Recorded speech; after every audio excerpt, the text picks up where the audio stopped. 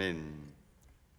오늘은 누가복음 세 번째 시간입니다. 오늘 누가복음 세 번째 시간으로 누가복음 1장 우리 39절부터 56절까지는 말씀을 가지고요, 은혜 받은 자의 찬양, 은혜 받은 자의 찬양이라는 제목을 가지고 하나님 말씀을 함께 나누도록 하겠습니다.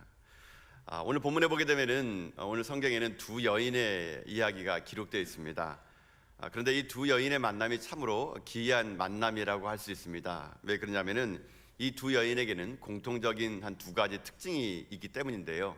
이 여인에게 있어서의 공통적인 두 가지 특징 중에 하나가 무엇이냐면 이 여인들은 지금 임산부라는 것입니다. 한 사람은 지금 현재 임신한 지 6개월이 지났고요, 또 한 사람은 임신한 지 곧 얼마 되지 않은 그런 상태였다는 것입니다. 근데 또 한 가지 공통적인 특징이 뭐냐면은 이 두 여인은 임신할 수 없는 그런 여인들이었습니다. 생명학적으로나 생리학적으로나 이들은요 임신할 수가 없는 그런 사람이었습니다. 한 분은 나이가 너무나 많았고 또 한 명은 남자를 알지 못하는 처녀였던 것이죠. 그렇기 때문에 이들은 도저히 임신할 수 없는 그런 생물학적인 상황 속에서도 그들이 임신을 했다는 것입니다. 그러니 오늘 만남의 이 두 여인 엘리사벳과 이 마리아의 만남은 참 기묘한 만남이고 또 이들의 만남은 참 의미심장한 만남이라고 얘기할 수가 있게 된다는 것입니다. 이 만남이 어떻게 성사되느냐? 이 만남은요, 마리아가 그 엘리사벳이라는 집을 방문하면서부터 이 만남은 이루어지게 됩니다. 우리가 지난주에 살펴봤던 것처럼 마리아가 천사가 나타나가지고 잉태할 것을 얘기해 주게 됩니다. 두려워하고 있는 마리아에게 천사가 너희 친척 엘리사벳도 지금 임신한 지 6개월이 지났다라고 얘기해 주고 있었습니다. 이 말을 들은 이 마리아가 어떻게 되느냐, 이 자기 친척 엘리사벳을 만나려고 지금 나사렛에서 예루살렘까지 가게 됩니다. 가고 나서 거기에서 엘리사벳과의 만남을 갖게 됩니다. 거기서 마리아는 그곳에서 석 달간을 머물다가 나중에 집으로 돌아오게 되었다는 것이죠. 이게 오늘 본문의 전반적인 큰 내용이라는 겁니다. 그러면 이 내용을 통해서 우리에게 하나님께서 어떤 메시지를 우리에게 주기 원하시는가? 오늘 우리가 이 메시지를 통해서 두 가지를 한번 나눠서 보기를 원합니다. 한 가지가 무엇이냐면요, 마리아와 엘리사벳의 방문을 통해서 하나님 우리 가운데 어떤 말씀을 주기 원하시는가, 이것 하나와 또 하나는 이 만남을 통하여 마리아의 찬양이 어떤 찬양이었는가, 이 두 가지를 오늘 한번 말씀을 통해서 한번 나눠보기를 원하는 것입니다. 그럼 먼저 이 엘리사벳을 찾아간 마리아가 엘리사벳을 찾아갔을 때 엘리사벳의 반응에 대해서 한번 살펴보기 원하는 겁니다. 그런데 엄밀히 말하면은 엘리사벳의 반응이라기보다는요, 엘리사벳이 임신한 태중의 아이의 반응이라는 것이 더 적절할지 모르겠습니다. 어쨌거나 엘리사벳은 지금 마리아의 방문을 받고 자신의 뱃속에서 이루어지는 신기한 일을요, 오늘 본문에서 44절에 이렇게 기록해 놓았습니다. 여러분, 우리 본문 말씀 44절에 있는 말씀 같이 한번 읽어볼까요? 함께 읽겠습니다. 시작. 보라, 내 문하는 소리가 내 귀에 들릴 때에 아이가 내 복중에서 기쁨으로 뛰노라도다. 아멘. 그러니까 이제 마리아가 엘리사벳을 방문했을 때 엘리사벳이 말이 뭐냐면 내 아이가 내 복중에서 이렇게 뛰어논다, 이렇게 지금 이제 표현하고 있다는 것입니다. 뛰놀았다. 저는 뭐 임신을 안 해봤는데 이게 뭔지 모르겠습니다. 뛰노는 게 어떻게 뛰노는 겁니까? 임신하신 분들은 뭐 이 말에 대해서 뭐 동감을 하실 거라고 생각이 듭니다. 아이가 뛰놀았다. 뭐 제 아내나 그 임신하신 분들의 말씀을 이렇게 들어보게 되면은 태중에 있는 아이가 뭐 뛰놀았다, 혹은 뭐 지금 발로 찬다, 또 뭐 논다, 뭐 어떻게 그걸 아나 봐요. 그러니까 이게 지금 뛰노는 건지 노는지 자는지. 하여튼 지금 이 엘리사벳은 지금 현재 아이가 자기 뱃속에서 이렇게 움직이는 것을요, 뛰놀았다라고 이렇게 표현을 했다는 것입니다. 그런데 이 뛰놀았다라는 말이 그냥 우리가 임신했을 때 아이가 발로 찬 것 같은 그런 느낌으로 오늘 기록되어 있는 것처럼 보이지만, 사실은 이 뛰놀았다라는 말에는 상당히 큰 의미가 담겨 있습니다. 나중에 이 엘리사벳이 이 뛰놀았다는 것을 어떻게 하냐면요, 성령의 충만함으로 이것을 알았다라고 얘기를 하게 됩니다. 이 뛰놀았다라는 이 말이 왜 의미심장하냐면, 이 말이요, 사무엘하 6장에 보게 되면 이 말이 또 나오기 때문에 그런 것입니다. 이 사무엘하 6장에는요 어떤 이야기가 나오게 되냐면, 엘리 제사장 때에 이 블레셋과 이스라엘 사람들이 전쟁을 벌이다가요, 하나님의 법궤가 그만 이방 땅으로 뺏기는 그런 일을 당하게 됩니다. 그러다가 이 법궤가 오랜 시간을 거친 후에 다시 예루살렘 성으로 들어올 때, 다윗이 그 예루살렘 성으로 법궤가 들어올 때요, 어떤 반응을 보이냐면은 뛰놀았다라고 되어 있다는 겁니다. 그러니까 잃어버렸던 법궤가 다시 하나님의 성전으로 들어왔을 때 이 다윗은요 주체할 수가 없어가지고요 뛰놀고 뛰놀면서 춤을 췄는데, 얼마나 심하게 췄느냐면요, 자기 옷이 벗겨진지도 모를 정도로 뛰놀고 뛰놀면서 법궤가 하나님 예루살렘 성에 들어오는 것을 그 다윗이요 찬양하고 찬미했다 그럽니다. 그러니까 하도 이렇게 하니까 그의 그 부인인 미갈이라는 그 여자가 이 자기 남편에게 얘기하는 겁니다. 채통 좀 지키라고. 어떻게 왕이 자기 옷이 벗겨진 줄 모르면서까지 그렇게 법궤가 그거 뭐라고 그거 들어오는데 그렇게 춤추고 있냐, 이렇게 얘기를 합니다. 그러나 다윗이 하는 말이 뭐냐면, 나는 지금 하나님 앞에서 이렇게 뛰어놀았다는 겁니다. 나는 사람들 앞에 뛰는 것이 아니라 하나님 앞에서, 여호와 앞에서 이렇게 뛰놀았다 그러면서 법궤가 들어오는 것에 대해서 이 다윗이 그렇게 하나님 앞에서, 사람들 앞에서 그렇게 찬미하는 모습이 나오게 되는데, 여러분 그 말이, 여러분 오늘 본문은 아니지만 사무엘하 6장 16절에 이 말씀이 이렇게 표현되어 있었거든요. 우리 말씀 한번 같이 한번 읽어보겠습니다. 시작. 여호와의 궤가 다윗성으로 들어올 때에 사울의 딸 미갈이 창으로 내다보다가 다윗 왕이 여호와 앞에서 뛰놀며 춤추는 것을 보고 심중에 그를 업신 여기니라. 아멘. 지금 여기 보게 되면은 이 다윗이 법궤가 들어온 걸 보면서 뛰놀았다 이렇게 얘기하게 되는데, 이 뛰놀았다는 말이 지금 현재 이 우리가 본문을 읽었던 엘리사벳의 뱃속에 있는 세례 요한이 뛰놀았다 말과 동일하게 될 수 있다는 겁니다. 그런데 오늘 이 엘리사벳이 뛰놀았다는 이 말이 좀 더 어떤 식으로 의미심장하게 받아들이냐면요, 이 뛰놀았다라는 이 반응이 마태복음에 보게 되면은 동일하게 이 천사가 요셉에게, 그러니까 마리아의 남편 요셉에게 너의 결혼할 마리아가 잉태했다라고 하면서 얘기할 때 요셉이 마리아를 데려오기를 두려워합니다. 그때 천사가 이 요셉에게 하셨던 말이 있거든요. 여러분 그 말이 마태복음 1장 23절인데요 우리 그 말씀도 한번 같이 한번 읽어보도록 하겠습니다. 마태복음 1장 24절입니다. 함께 읽겠습니다. 시작. 보라, 처녀가 잉태하여 아들을 낳을 것이요 그의 이름을 임마누엘이라 하리라 하셨으니 이를 번역한즉 하나님이 우리와 함께 계시다 함이니라. 아멘. 지금 이 천사가 이 요셉에게 얘기합니다. 처녀가 잉태하여 아들을 낳을 것인데 그의 이름을 임마누엘이라 하라고요. 그러니까 여러분 예수님 탄생을 기록할 때 마태는요 요셉을 중심으로 얘기를 하고 누가는요 마리아를 중심으로 얘기하게 됩니다. 어쨌든 예수님의 탄생을 지금 천사가 마태복음에서 요셉에게 얘기할 때 그의 이름을요 임마누엘이라 하라 이렇게 씁니다. 임마누엘이라는 뜻은 뭐냐면 하나님이 우리와 함께 계신다라는 뜻입니다. 이게 임마누엘이라는 뜻이죠. 여러분 그러니까 이 개념을요 이렇게 설명할 수 있다는 것입니다. 아까 서두에 설명했던 것처럼 다윗이 법궤가 자기에게로 들어올 때, 빼앗겼던 법궤가 예루살렘으로 들어올 때 다윗이 기뻐하며 뛰었습니다. 그리고 마태복음을 보게 되면은 이 요셉에게 천사가 하는 말이 임마누엘, 하나님이 너희와 함께 계시다는 것입니다. 이것이 오늘 종합해 가지고요 어떻게 표현할 수 있다면은 이 엘리사벳의 뱃속에 있는 아이가 뛰놀았다는 말과 정리될 수 있습니다. 이 말을 이렇게 얘기해 보겠습니다. 다시 말하자면 우리는 어떤 존재냐면요 하나님을 떠난 존재였습니다. 우리는 하나님을 떠나 죄 가운데 살았던 그런 존재였습니다. 우리 스스로 하나님께 갈 수 있는 방법도 없었습니다. 우리에게는요 죽음만이 우리를 기다리고 있는 그런 인간이었던 것이죠. 피폐된 삶, 아무것도 할 수 없는 이런 절망적인 삶 속에 여러분 어떤 일이 생기지 않습니까? 하나님이신 예수님이 우리를 찾아오셨다는 것이에요. 임마누엘, 그분은요 우리의 삶의 이 지저분하고 이 고통스럽고 눈물난 현장 속에 우리와 함께 하려고 오신 분이란 얘기예요. 하늘의 높은 보좌를 다 버리시고 이 땅의 절망과 죽음의 현장 속에 찾아오신 그분이 누구냐? 바로 임마누엘이신 하나님이라는 겁니다.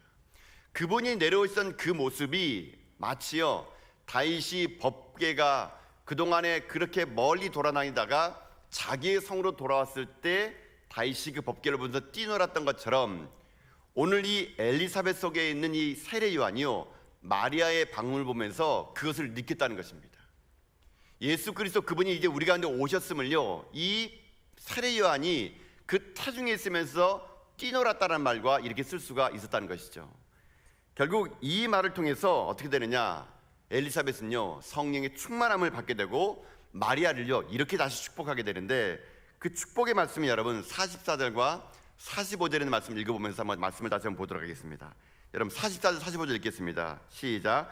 보라, 내 무난한 소리가 내 귀에 들릴 때에 아이가 내 복중에서 기쁨으로 뛰놀았도다. 주께서 하신 말씀이 반드시 이루어지라고 믿은 그 여자에게 복이 있도다. 아멘. 지금 이 복중에 있는 이 태아가 어땠다는 것입니까? 뛰놀았는데 어떻게 뛰었습니까? 기쁨으로 뛰었대요. 기쁨으로.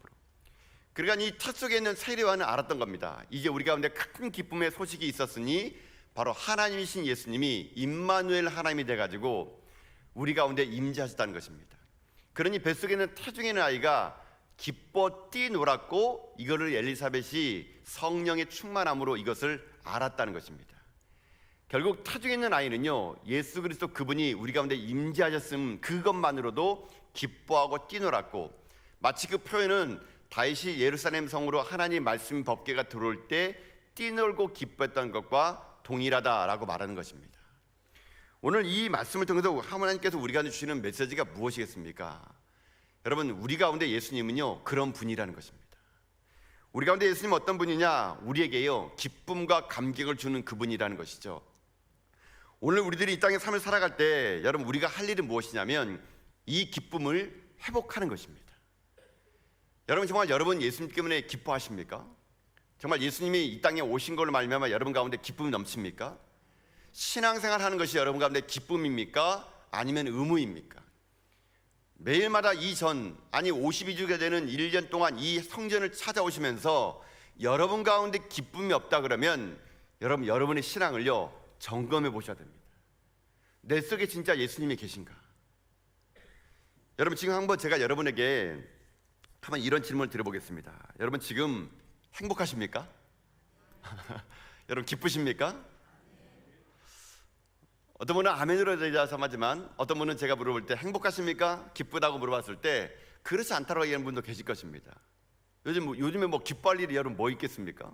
상황은 이렇게 절망적인데요. 행복할 일이 뭐 있겠습니까?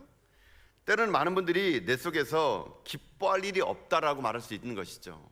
행복하지 않다고 얘기할 수 있는 것입니다. 여러분, 그렇다면 여러분들이 내가 왜 행복한지, 내가 왜 기쁨이 없는지, 여러분 그 이유가 무엇이라고 생각하십니까?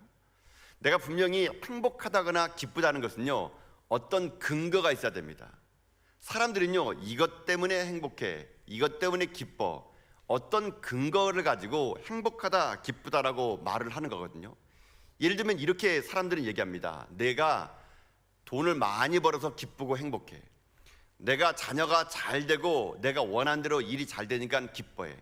사람들은요 기뻐할 때 분명히 어떤 근거가 있기 때문에 행복하고 기뻐하지, 마냥 기뻐하고 마냥 행복하지 않습니다. 여러분, 아무런 이유도 없이 기뻐하고 행복한 사람들을 뭐라 부릅니까? 광녀입니다. 광녀. 머리에 꽂고 다녀야 됩니다. 그냥 늘 언제나 실실 웃고 다녀야 됩니다. 여러분, 우리에게는 기뻐하고 기뻐하려면 이유가 있어야 되거든요. 근데 많은 사람들이 내 안에 기뻐하고 행복하는 이유를요 소유에서 찾습니다. 소유, 많고 적음에서. 근데 만약 여러분이 기뻐하는 근거가 소유라 그러면요 그 소유가 사라지고 난 다음부터 여러분에게는 기쁨을 잃어버리는 겁니다. 내 안에 왜 기쁨이 사라지느냐? 우리의 모든 기쁨과 행복을요 소유에서 찾기 때문에 그렇다는 것입니다. 그러나 진정한 기쁨을 누리는 사람은 무엇을 찾는 줄 아십니까? 소유가 아닙니다. 소유가 아니라 내 존재의 변화로부터 기뻐하는 것이죠. 이 말은 다른 말 하게 되면요 많은 사람들은 이 땅에 삶을 살아갈 때 돈이나 명예나 권력, 소유, to have, 많은 걸 가지면 기뻐한다는데 아니라는 겁니다. 진정한 기쁨은요 소유가 아니라요 내 자신이 변화입니다. to be, 나의 변화, 내 속에서의 변화, 내가 진정한 진리 안에서 바뀌는 나의 모습을 보면서 기뻐하는 거, 이게 진짜 행복이라는 것입니다. 내 존재 속에서, 내 속에서 내가요 바뀌어 나가는 거. 무엇으로 바뀌어 나가느냐? 진리를 알아감으로 바뀌어 나가는 거. 여러분, 이 진리가 무엇인가? 바로 예수 그리스도라는 겁니다. 내 안에 예수님의 찾아옴으로 말미암아 내 신분이 과거의 죽음에서 생명으로 바뀌고 절망에서 소망으로 바뀌는 내 내면의 진정한 기쁨이 우리 가운데 기쁨의 근원이 될 때 우리는요, 이 땅 가운데 참된 하나님의 사람으로 이 땅을 살아갈 수가 있게 된다는 것입니다. 저는 그러니 이 아침에 여러분에게 말씀드리고 싶습니다. 사랑하는 성도 여러분, 여러분 삶 가운데 기쁨을요, 세상에서 찾지 마시고 저는 여러분의 기쁨이 예수 그리스도가 될 수 있기를 주님의 이름으로 축복합니다. 여러분, 예수님 진짜 만나보십시오. 예수님 여러분 정말 만나보십시오. 그냥요, 지식으로 그냥 누가 한 말을 들은 예수님 만나보지 마시고요, 정말 여러분 일평생 동안 하나님을 정말 한 번이라도 뜨겁게 만나보시고요, 예수님을 정말 내가 만나보면은요, 내 안에요 세상이 줄 수 없는 기쁨을 내가 소유하는 사람이 될 수 있다는 얘기입니다. 오늘날 많은 신앙인들이 이 기쁨을 잃어버리고 살고 있습니다. 그저 세상 가운데 조그만 어려우면요, 세상이 어려우면 같이 어렵다고 말하고, 세상이 힘들면 나도 힘들다 말하고, 나의 기쁨의 근원이 세상이에요. 세상. 내 행복의 근원이 이 땅이에요. 이 땅. 그러다 보니까 우리도요, 세상이 절망하면 같이 절망하고 힘들어하면 같이 힘들어하는 그런 여러분 세상과 똑같은 사람이 되는 거예요. 오늘 하나님은요, 여러분 가운데요, 이 태중에서 이 엘리사벳의 태중에 있는 세례 요한이 하나님 그분 자체가 자기에 오는 그것만으로도 기뻐했던 이 기쁨을요, 하나님은 여러분 가운데 회복하기를 지금 원하신다는 얘기입니다. 우리가 이런 진정한 기쁨을 소유하게 되면요, 여러분 그때부터 어떤 일이 생기지 않습니까? 환경을 뛰어넘는 겁니다.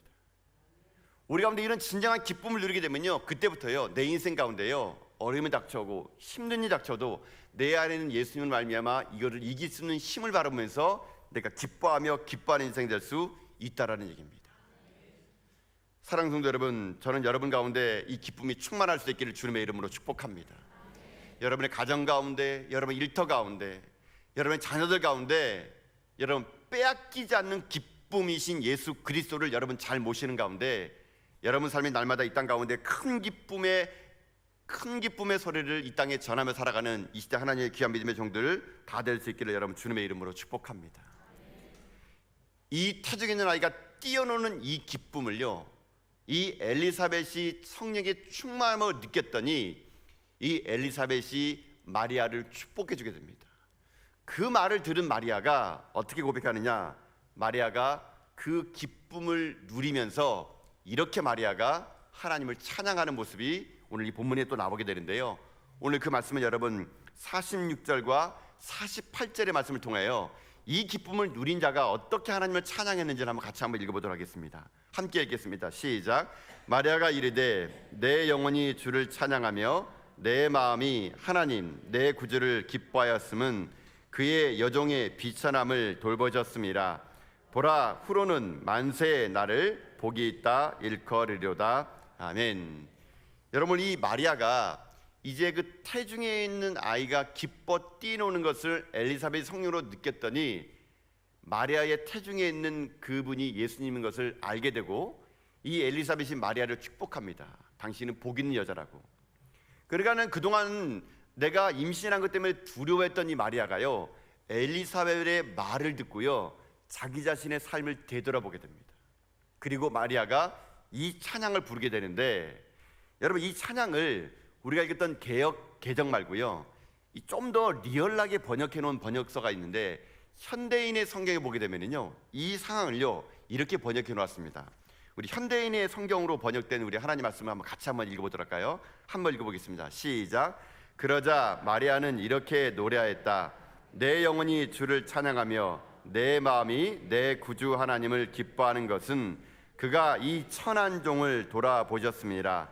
지금부터 모든 세대가 나를 행복하다 하겠네. 아멘. 여러분 여기 끝에 있는 마리아의 말을 보십시오. 지금부터 모든 세대가 자기를 뭐라 부르겠대요? 행복하다 하겠대. 행복하다 하겠대요. 그러니까 나를 볼 때마다 아이고 어떻게 처녀가 임신했어, 아이고 어떻게 네가 그런 삶을 살았니, 이게 아니라 모든 세대가 자기를요 행복하겠다라고 말하겠다는 것입니다. 여러분 이것이 기쁨을 얻은 자의 삶이라는 것입니다. 여러분 그래서 여러분이 진정 여러분 안에 예수님을 소유하시고 여러분이 진정한 하나님의 사람이고 신앙이라면요, 여러분을 볼 때 사람들이요 이 말을 해야 되는 겁니다. 어떤 말을요? 나는 당신을 보면은 행복해요. 아니 어떻게 당신은 그렇게 행복할 수가 있습니까? 지금 상황이 이 모양 이 꼴이고 많은 사람들이 힘들어하는데 어떻게 당신은 행복해요? 여러분, 사람들이 여러분 볼 때마다요 아파트에 옆집에 있는 아줌마가 여러분 그렇게 얘기해야 됩니다. 여러분 보면서 행복하다는 말을 할 줄 알아야 돼요. 여러분 그럴 때 사람들은 물어볼 겁니다. 당신의 행복이 뭐냐고, 왜 그렇게 기쁘냐고. 그때 여러분이 고백하는 거예요. 내 안에 예수님이 계시다고. 여러분, 이것이 진정한 신앙인이에요. 모든 세대가 나를 행복하다 하겠네. 여러분, 이 마리아의 고백을 되찾는 거, 그게 우리들이 해야 될 일이라는 것이에요. 여러분, 오늘 한번 이 시간 우리들끼리라도 한번 얘기해 봅시다. 우리 옆에 있는 바라보면서 이렇게 얘기합시다. 모든 세대가 당신을 행복하다 하겠네. 한번 여러분 옆 사람 인사 보세요. 모든 세대가 당신을 행복하다 하겠네. 네, 여러분 행복할 수 있기를 축복합니다. 사람들이 여러분 볼 때마다 넌 왜 그렇게 행복해? 넌 왜 그렇게 행복해? 여러분, 우리가요 그런 말을 듣고 살아갈 때 여러분 그때 여러분 속에서 내 안에 예수님이 계시구나, 참된 기쁨은 예수님이 계시구나, 여러분이 깨달아가는 여러분 될 수 있기를 바랍니다. 그래서 여러분, 이렇게 행복하는 기쁨을 누리려 그러면요 어떻게 되느냐, 오늘 이 본문의 속에 숨겨있는 그것은 뭐냐면요, 은혜를 받으면 이 기쁨이 회복될 수 있다는 얘기예요. 저는 이 본문을 보면서 그런 생각해봤습니다. 왜 내게는 이런 기쁨이 계속 넘치지 않을까? 왜 이 마리아의 이런 고백이 내 속에는 계속 터져나지 않을까? 제가 오늘 본문의 말씀을 묵상해 보면은 그건 뭐냐면요, 은혜가 사라지면 기쁨도 사라진다는 얘기예요. 내 속에 하나님의 은혜가 충만하게 되면요 이 기쁨이요 날마다 넘쳐난다는 겁니다. 이거를 제가 이 은혜 받은 습관이라는 책 속에 이 저자가 존 파이터 목사님의 글을 인용한 글이 있는데요, 그 글 속에 이런 말이 있었기 때문에 그렇습니다. 책에 보면 이런 말이 있더라고요. 신앙의 본질은 오직 은혜만을 의지하며 기쁨을 쟁취하는 것이다. 신앙의 본질은 오직 은혜만을 의지하며 기쁨을 쟁취하는 것이다래요. 결국 여러분 무슨 말입니까? 우리가 은혜를 의지한다면 그 은혜가요 기쁨을 쟁취하게 만들어줄 수 있다는 얘기예요. 그래서 여러분, 우리 가운데 진정한 내 안에 기쁨의 이 마리아의 찬양이 터져나오려 그러면요 우리 가운데 회복될 것이 있는데 그것이 무엇이냐? 은혜예요. 은혜. 여러분, 은혜 받은 사람은요 찬양하게 되어 있습니다. 하나님의 은혜가 머무는 자는요 하나님을 찬양하게 되어 있습니다. 나의 형편과 상황과 관계없이 은혜 받은 자들은요 진정한 찬양을 부를 수 있기에, 여러분 찬양의 근본은 뭔지 아십니까? 찬양의 근원과 뿌리는요 은혜예요. 은혜. 은혜가 머물게 되면 내 안에 찬양이 나오게 되는데, 여러분 제가 누차 여러분에게 말씀드렸던 것 같아요.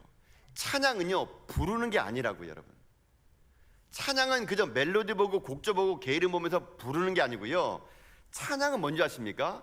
내 속에 은혜 받은 그 은혜가요 감출 수가 없어가지고요, 더 이상 묶어둘 수가 없어가지고요, 하나님 은혜가 너무나 크고 기이하기에 그 은혜가요 터져 나오는 거예요. 터져 나오는 거, 폭발하는 겁니다. 내 속에서 폭발하는 거예요. 그게 뭐예요? 그게 찬양이에요. 찬양. 여러분, 그러니까 여러분 찬양 부를 때 너무 박자에 신경 안 써도 됩니다. 물론 성가 때는 조금 신경을 쓰셔야 될지 모르겠지만, 어떤 분은 함께 찬양하다 그러면 아유 목사님 저는 음치예요. 상관없습니다. 여러분 하나님은요 여러분 속에는 은혜가 터져나오는 찬양을 듣기를 원하시는 거예요.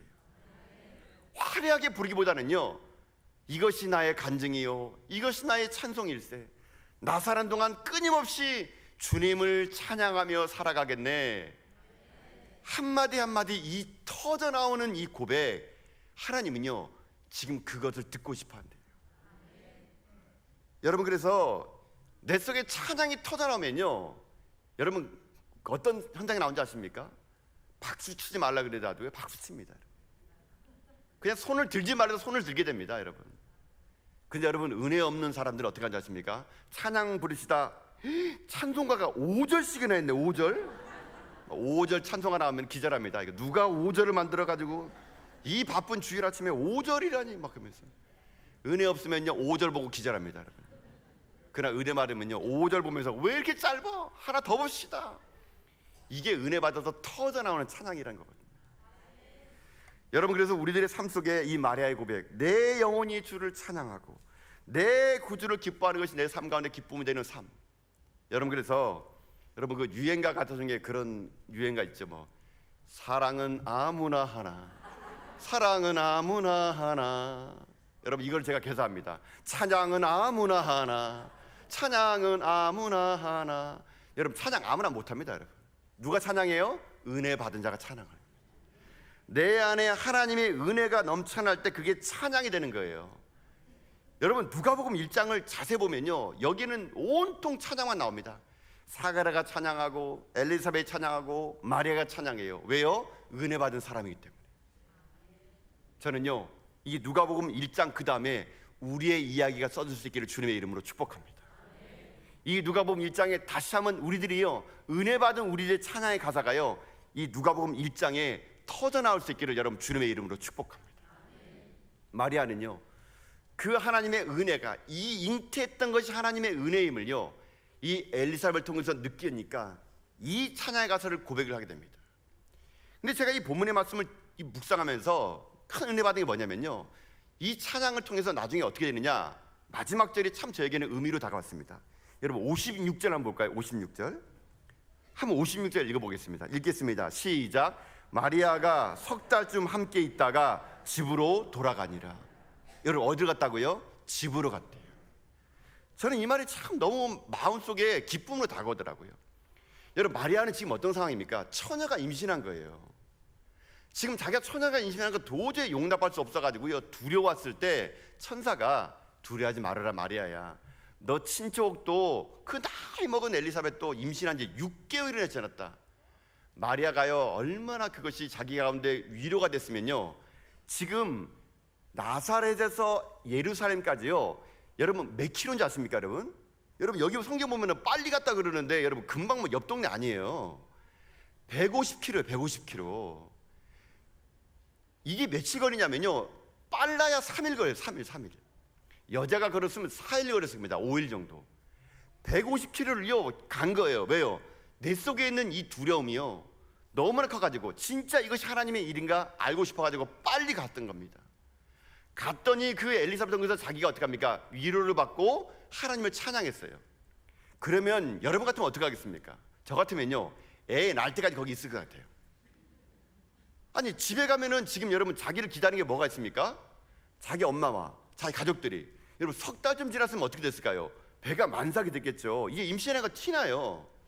집에 가면 자기를 기다리는 건요 축하가 아니에요. 여러분요 너 임신했구나 축하가 아니에요. 이게 누구 애니? 너 어떻게 이렇게 됐어? 자기를 기다리는 지금 나사렛 동네는요 자기의 삶을 쥐어짜고 돌로 자기를 죽이려고 하고 그 누구도 자기를요 환대하는 곳이 아니에요. 자기 엄마마저도요 딸 임신한 것 때문에 창피할 수밖에 없는요 그런 곳이 집이에요.